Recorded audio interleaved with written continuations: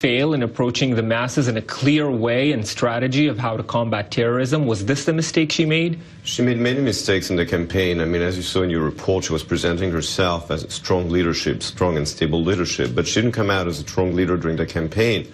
She flip-flopped on many issues, on her tax, her dementia tax. She didn't participate in the debate. I mean, you run for election and you don't participate in the debate, that's not strong leadership.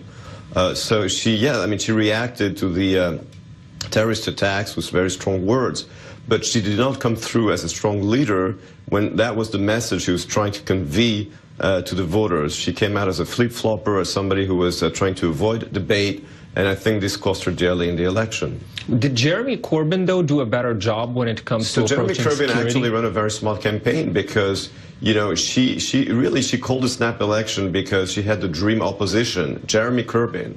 But then, instead of talking about, you know, her personality versus his personality and his politics, he did something very clever. He said, let's talk about the economy. You know, let's talk about health. Let's talk about jobs, about the education. And people like that.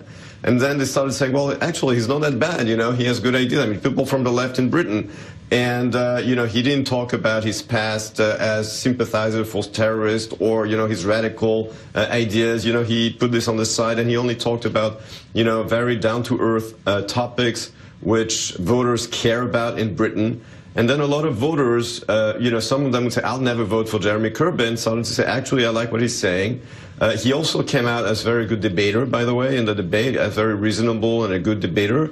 So it actually improved his stance nationally. And indeed, the Labour Party did much better in this election. So he did something very clever by putting aside this whole campaign strategy of the Conservatives, which was to say, look at how crazy this guy is, by saying, you know, I have very sane ideas on the economy, and it worked for him. Rather than